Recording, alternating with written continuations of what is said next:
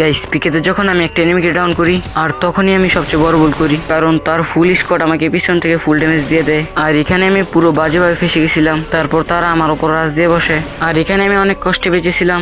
তারপর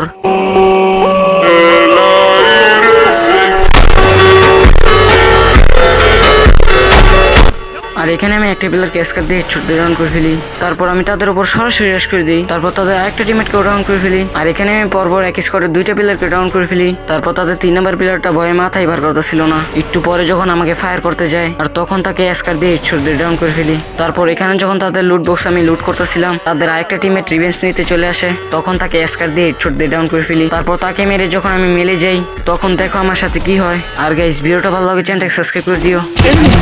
É os menor que da noite que te isola no rio. Mata,